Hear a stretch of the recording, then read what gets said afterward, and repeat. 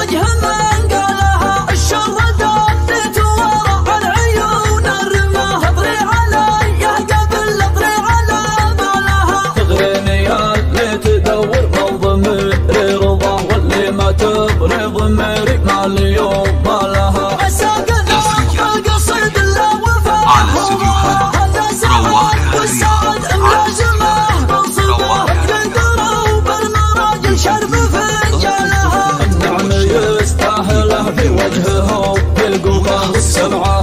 طيبه من حظه نالها يستاهلات مزنها اللي حلها ما لها يستاهلات مزنها اللي حلها ما لها العب بسيفك ولا تشلها من الحياة يا مكسبي في الحياة وخيرة رجالها ابوك رجلان يشرف كل ربعه نبه شخر عليها الرجال تسمي عيالها بحر من المرجله والله ما يلحق مداه يطيب في الطيبين ويكرم سبالها الله يزيده عمر والله يطول بقاه رعيته يا عساها تكثر امثالها الله يا الله يلي كلنا في رجاه يلي عليك العباد تعلق امالها اكرمني بعفوك وصيت يراد الصدى انفسنا ما حد يعلم متى جالها ايامهم كلها دايم هذا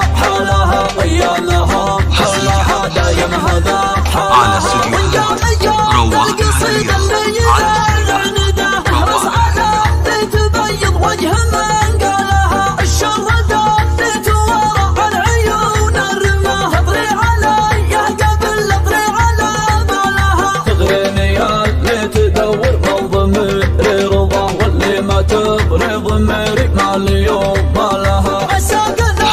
القصيد لا وفاه على استديوهات رواق والسعد ملازمه منصبه قدروا بالمراجل شرب فنجالها النعم يستاهله في وجهه بالقوة سمعه